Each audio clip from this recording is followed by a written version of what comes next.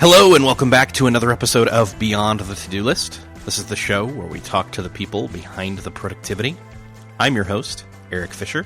This week I am talking again with best-selling author Charles Duhigg, author of The Power of Habit, and he is here to talk about his new book, Smarter, Faster, Better: The Secrets of Being Productive in Life and Business. And he's going to talk about how those two books connect, which is really awesome in a sense that they kind of go together like a 1-2 punch of productivity. And what was even more fascinating is the fact that there is a killer app included in this episode that you will find out about, that Charles will tell you about. So keep listening for that quote of what he says the killer app is, and has always been, for that matter. Before we get to that, I want to talk to you about another killer app, FreshBooks. It's a super intuitive tool that makes creating and sending invoices and tracking your income and outgoing payments extremely easy. If you're out there doing work for clients and you want to get paid, FreshBooks is the easiest way to do it, because you can create your invoices in FreshBooks with the time that you've already tracked that you've worked on the project in FreshBooks. Add your own logo and color scheme to your invoices in FreshBooks. Know whether or not when you've sent the invoice to them that they've checked it and or seen it and opened it in FreshBooks. Send them payment reminders automatically, and you don't have to chase them down because you're using FreshBooks. Use the mobile app to track and take pictures of your receipts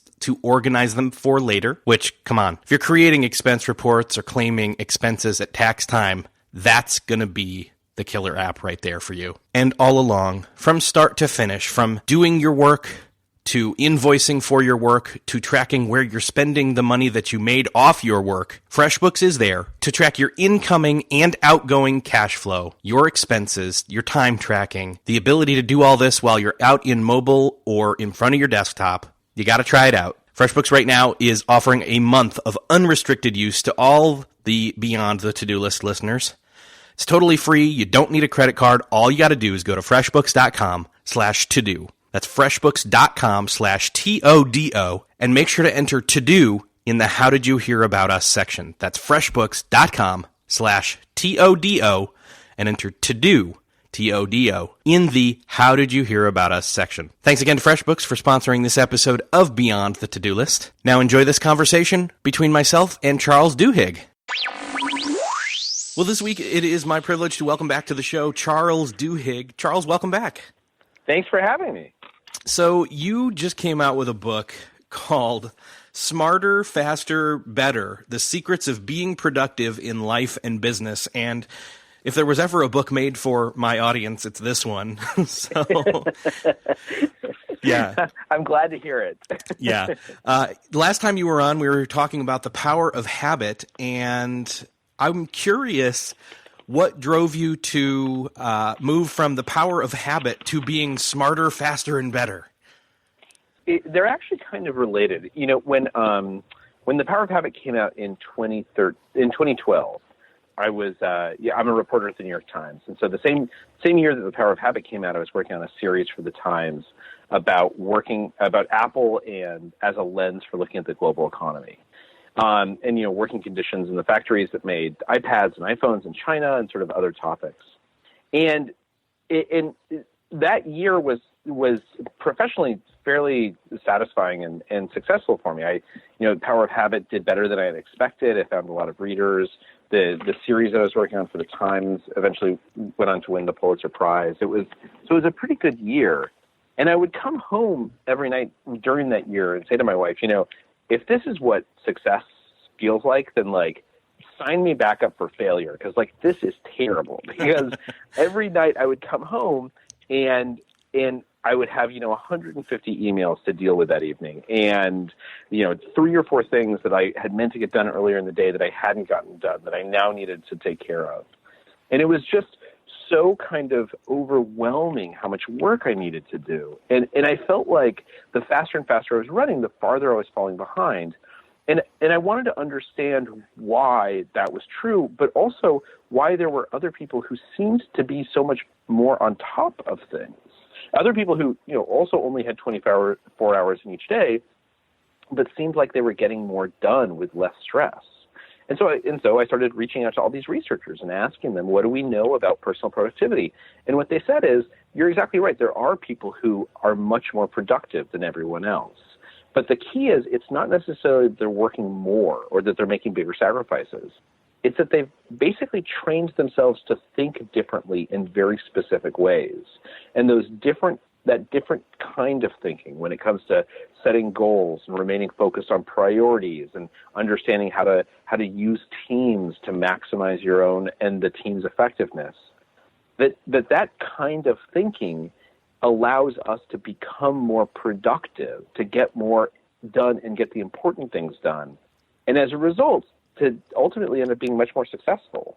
So it sounds like you, like me, found that you had productivity pain points and decided to make the next thing that you do a tool that while you work on it, you can learn from all these people about how to overcome your productivity shortcomings. That's exactly right. And I think that in addition, that there was this desire to kind of understand how the time that we're living through is changing. It's pretty widely acknowledged that we're living through this economic revolution right now that will be seen as being as profound as the Industrial Revolution or the Agrarian Revolution. And one of the things that's interesting about economic revolutions is that it's not uncommon for people to feel very anxious, even if you're very successful, living through that period. We know this from like diaries from 100 years ago or 300 years ago. And each economic revolution is essentially a debate over what productivity actually is, right? People basically making different judgments or making different wagers on what is more or less productive. And so I wanted to understand that because it seems like this is part of the story of our time and of our lives, is understanding how productivity is changing. And in particular, in the book, I found that there were these 8 characteristics that are disproportionately much more important now than they were in the past. Right. One of the chapters, for instance, is about innovation, how you make creativity, the creative process, more productive.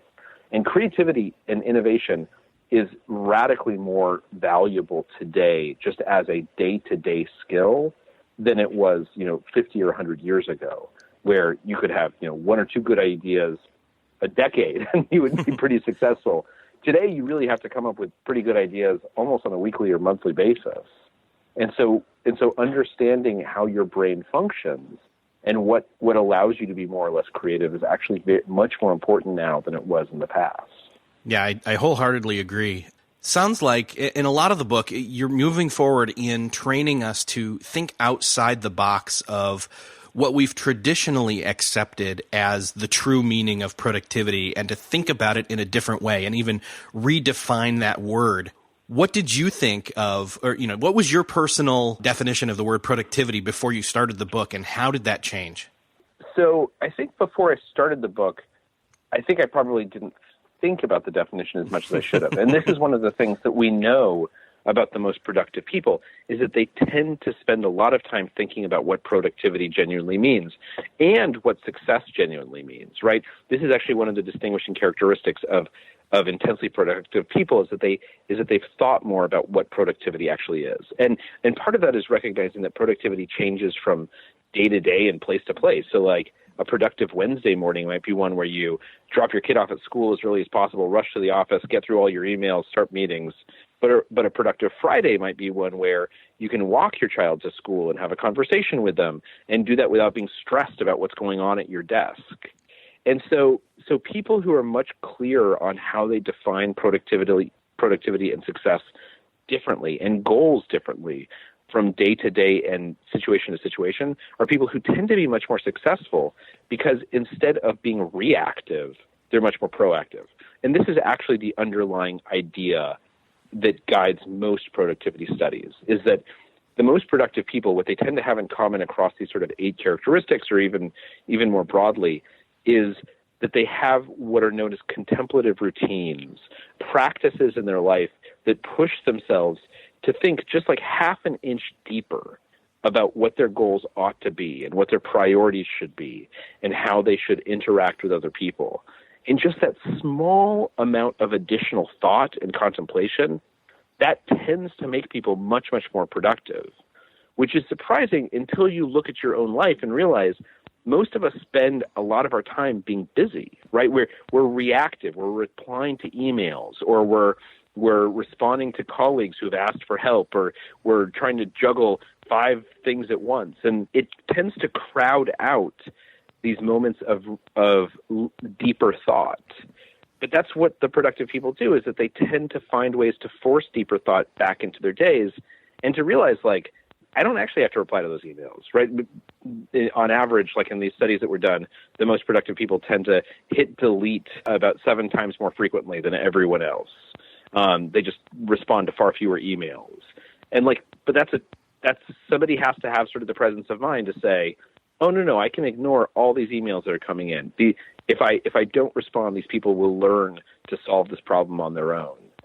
And that's really the thing, is that, can you find ways to build contemplative practices, these routines that force you to think a little bit more deeply? Can you build those into your life in a way that helps you focus on which goals are really important, and to maintain those priorities rather than simply become reactive? One of the things that we've kind of moved on in terms of the revolutions that you're describing is we've moved way beyond not just the first level, but 2 or 3 levels beyond just living in survival mode. Most people that are listening to this can afford to listen to this because they have a device to listen to it, and they're pretty set as far as their needs go. They aren't in survival mode. They've got shelter, food, and all of that. And so their subconscious isn't constantly saying, you must do this to survive. We now have this ability to, in other words, passively focus on just doing more than just being alive. But you're saying you have to be more than conscious, or subconscious. You have to be conscious about what you're doing. You have to actively engage. I think that's exactly right. And you had asked about the power of habit and the link. And this gets to the power of the link between habits and this insight on productivity, which is that, excuse me, habits are a decision that your brain makes and then essentially stops making but continues acting on. So habits are very near to subconscious. They occur essentially without our conscious thought. And they're actually referred to in psychology as automaticity. And habits are very, very useful, and having the right habits is very powerful. And people can design their own habits. That's what the power of habit is all about, is understanding how to diagnose and design the right habits in your lifestyle. But productivity is different. It's almost exactly the opposite, which is productivity is about saying there's certain places where I don't want my subconscious to take over. I don't want to just react. Instead, I want to make deliberate choices, because those choices will allow me to pursue the goals that are most important, or chase innovations that are actually, sort of life-changing for me, as opposed to just incremental change, or to work with teams where the team, rather than a collection of individuals, becomes sort of this whole unit. And in the book, if people are familiar with this, there was an excerpt in the New York Times Magazine about how Google studied teams for years to figure out what the most successful team is. Or in the book, we tell the story of the making of Frozen, or and how Disney creates an innovative process, or why losing focus contributed to the crash of Air France Flight 447. But in each of those cases, what's going on is that somebody is building a habit that forces them to be more deliberate, more conscious, to think a little bit more deeply. And in that respect, what the books together hopefully do is that they teach people, look, here's the times when you can go into the automatic mode. When it comes to exercise, when it comes to diet, you don't have to think about that all the time. If you create the right habits, you're going to be happier, and your autopilot's going to take you down a great path. But there's sometimes that you don't want autopilot to go on, and you need to build habits to force yourself to think in those situations. And if you do that, you're really much closer to success. I think that one of the things that ties that, it's kind of the in-between of the power of habit and or as you're putting it here, kind of autopilot and manual, is this idea that you want to try things and then pay attention to what happens so that you can then make decisions about maybe which habits you want to put on autopilot, and then maybe which things you need to be on manual, and which goals you want to set. That's exactly right. And a big distinguishing characteristic of people who are uniquely productive is that they tend to see their choices not in terms of binary outcomes, not in terms of success or failure, but rather they see their choices as experiments. And one of the things about an experiment, as any scientist knows, is that if an experiment performs exactly as you expect, then it's a terrible experiment, right? You conduct experiments essentially to see what's going to happen in the face of the unknown, not to simply confirm what you already know. And so as a result, if you start looking at your choices as experiments, then the fact that something is unexpected or that something goes awry or that you can learn from your experience, it's much more possible because all of a sudden you start saying, look, I made this choice and I'm conducting an experiment and I'm learning from the data that's being generated by it. And to your point, a big part of that experimentation is what things should I make automatic and what things should I force myself to think about? And it's really only people who experiment with those decisions who are in a position to really yield insights as to what really matters. What kind of insight do you have in terms of how should we approach deciding what experiments to do or how to even set those up? Well, I think it depends on what you're trying to deal with. But one of my favorite examples, for instance, is, trying to figure out how to write to-do lists, right? Or how to create priorities. So there's actually a huge amount of research on the correct way to write a to-do list and most people, it turns out, do it wrong. So most people, including myself, before I started reporting this book, most people write to-do lists as essentially an external memory aid, right? You write down a list of tasks that you want to get done, today or tomorrow, and essentially you just write them in the order that they occur to you. And sometimes, and about 15% of people will actually write down things that they have already done at the top of their list because it feels so good when you sit down at your desk to cross that thing off the top of the list, right? To feel like you have the sense of accomplishment right away. But what researchers have found is that that's exactly the wrong way to use a to-do list. That's actually what they call that is using a to-do list for mood repair as opposed to for productivity. Because what a to-do list really should be is it should be something that reminds you of your priorities as opposed to simply an external memory aid for tasks. And so the question becomes, how do you create a to-do list to prompt you and remind you about your priorities? Well, what the research says is that one of the most effective ways is at the top of your to-do list to write one big major goal. They refer to this in the literature as a stretch goal.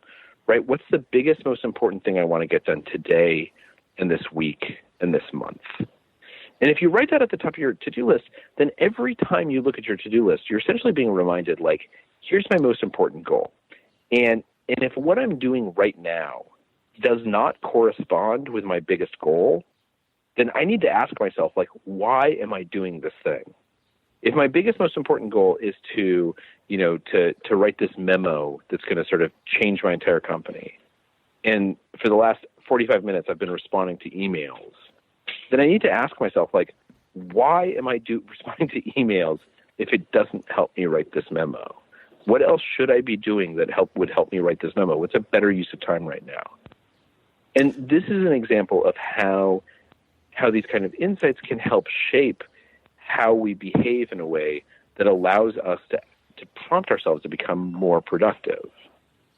Well, and it even touches on one of the biggest key factors of that even if we have maybe spent the time doing more manual or deeper thought on what it is we're doing or what it is we need to be doing, and we even know what the next step is or what the in other words, one of the things we have decided is what we need to do now, what we need to do next, and what we need to do to reach our goals. But we can feel unmotivated by looking at that why goal, that stretch goal over and over again. It helps with motivation. That's absolutely right. And in fact, there's a chapter in the book about motivation, right? Because we know a lot about the neurology of motivation now. And exactly to the point you just raised, the why is incredibly important. One of the things that we know is that there's a part of our brain that's a subsection of the basal ganglia which is essentially where motivation stems from.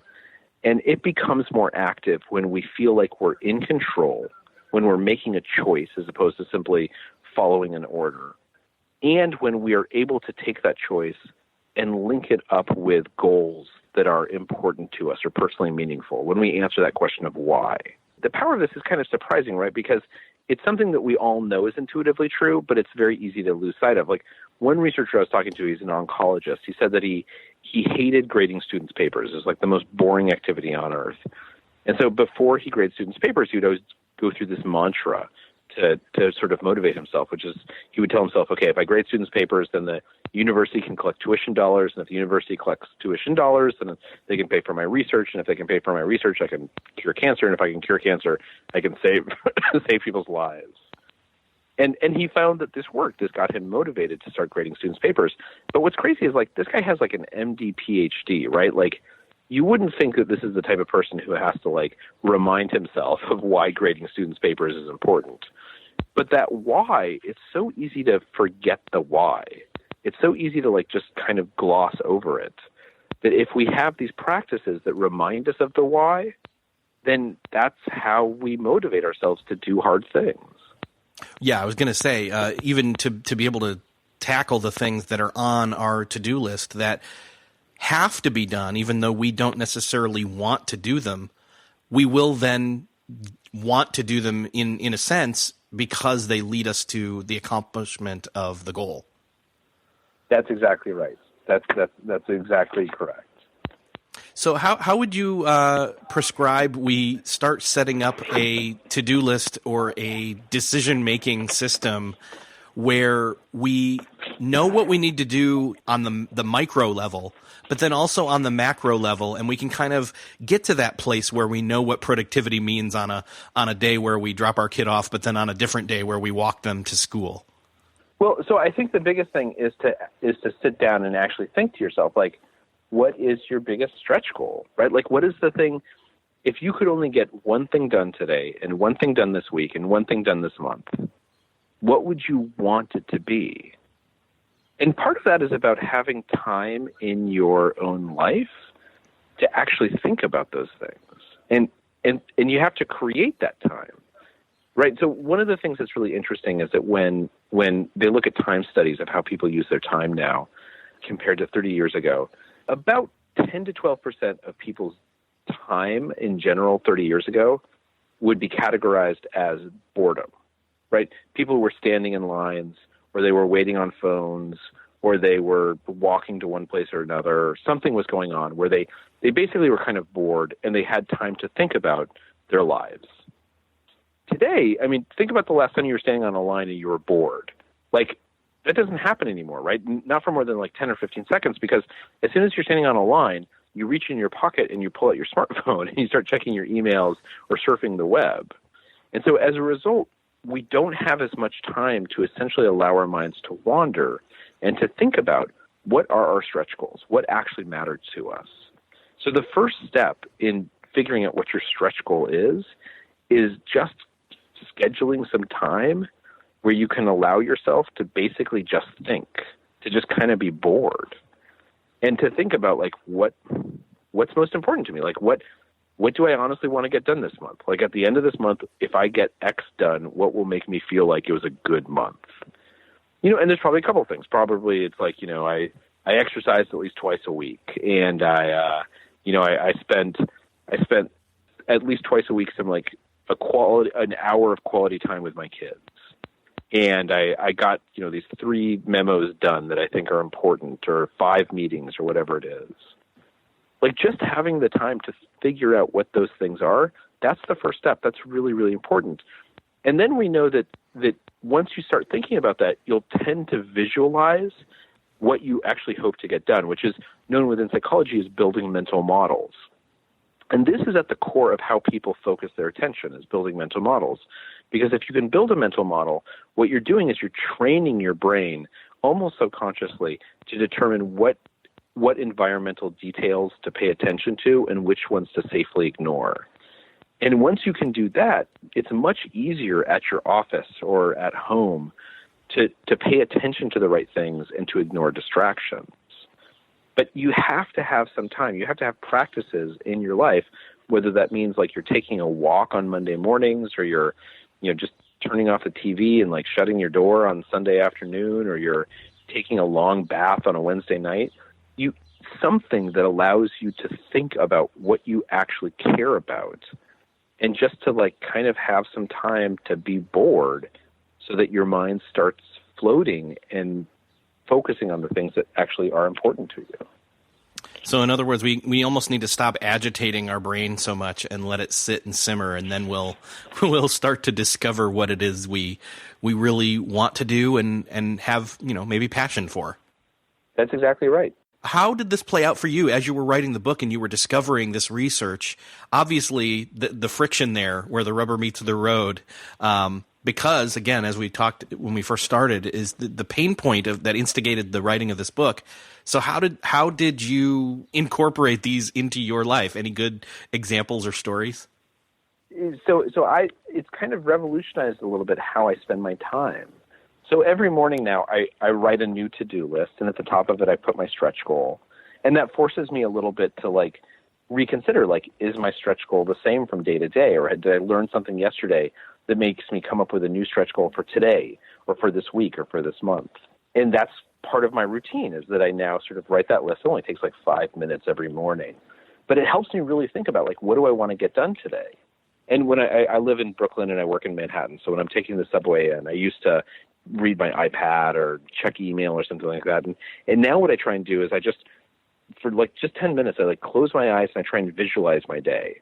So like, what do I want to get done from 9 to 10? What do I want to get done before lunch? What's the most important thing that I want to do after lunch? How do I prioritize and think about like what the potential obstacles that might come up are? And again, there's these sort of 8 ideas in the book, these 8 things that researchers have found are sort of critical right now to increasing productivity. For each of those 8, I try and do something on a daily or every other day basis. Like the way I run team meetings are very different now. We spend the first 10 minutes talking about what's going on in our lives and sort of, why we're at this meeting and what our goals and aspirations are, because we know that that'll help create psychological safety, which tends to help a team come together. I think about innovation as a process now instead of waiting for a brainstorm or a great idea to emerge. So it has had some significant impacts on how I behave, but I think the biggest, most important one is that I now indulge these desires or these practices that can seem kind of eccentric, but which I recognize now are what allow me to think more deeply. I used to edit manuscripts when I was on the subway, and I would miss my stop all the time. And like, I would kind of beat up on myself because like, this is like the dumbest mistake on earth to make, to like miss my subway stop. I've been taking the same subway stop for like 5 years. But now I recognize that like missing my subway stop, that's actually like a good sign, because that means that I'm sort of so engrossed in the manuscript. I'm so much in this flow state that I'm really getting some important editing done. And even just that shift in perspective, instead of beating up on myself for missing a subway stop, instead recognizing it as a sign that I'm doing something really at a kind of elite level because I'm so involved in the text and understanding the text. Even that's just kind of a recognition that providing myself with space to think more deeply is the critical component for productivity. And this has been true throughout time. The killer app has always been thinking. The people who are most successful have always been the ones who figure out how to get themselves to think more deeply. And so a lot of what I do now is about letting myself, encouraging myself, forcing myself to think more deeply, because that is what is going to allow me to be successful. I think that's a great place to land on this episode. I love that we all just need to take a step back and or maybe block out some time on our calendar where we are uninterrupted and we are not busy, but we allow ourselves to be bored. Exactly. Awesome. Well, thanks so much for having me on. I really appreciate it. Yeah, thank you, Charles, for being here. And everybody, the book is Smarter, Faster, Better, The Secrets of Being Productive in Life and Business. And it's available at all the major booksellers and online. Thanks for being here, Charles. Take care. So did you find it? The quote where Charles Duhigg gives you the key to what the killer app is and has always been? Okay, if you didn't find it, it was thinking. Plain and simple, it's thinking. It's taking time to think. It's pausing to think. It's blocking out time to think. It's thinking deeper. It's thinking without distraction. It's It's thinking, guys. And I just love that. My takeaway from that is just, we've got to block out that time. We've got to think. We've got to set aside time to calm our minds, to do the brain dump if we have to, GTD style. Get it all out there on a pad with a pen, or type as much as you need to, whatever. Talk it out even. Stand in front of a microphone or your phone. We've all got microphones built into our mobile phones these days. Just do it. Get rid of those thoughts, get them out, and then think about them, and then design that life and that to-do list. Thinking is the killer app, and it has always been that way. I hope that you will also check out the other killer app of FreshBooks. Again, it is the killer app when it comes to tracking and making sure you get your incoming cash flow through the process of tracking your time, monitoring your expenses, organizing your expenses on mobile, on the go, and tracking your cash flow on its way out the door, hopefully, on the things that you not only need to do, but want to do. FreshBooks is there as that killer app for you, and again, you can get it free for 30 days. Go check it out at freshbooks.com/to-do.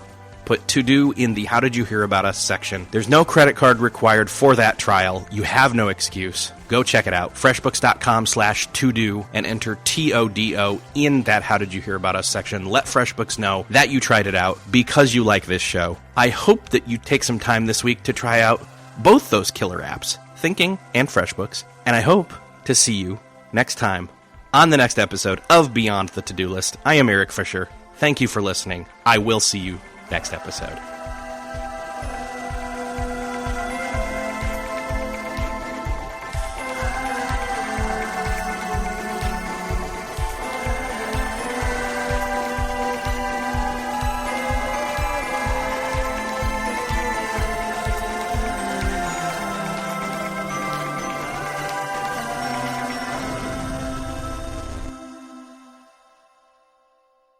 Beyond the To-Do List is a proud member of the Noodle Mix Network. Find more of our award-winning and award-nominated podcasts to make you think, laugh, and succeed at noodle.mx. Theorize over the TV shows Once Upon a Time in Wonderland, and Under the Dome. Laugh with our clean comedy, delve into science fiction and philosophy, learn critical thinking from movie reviews, and more at noodle.mx.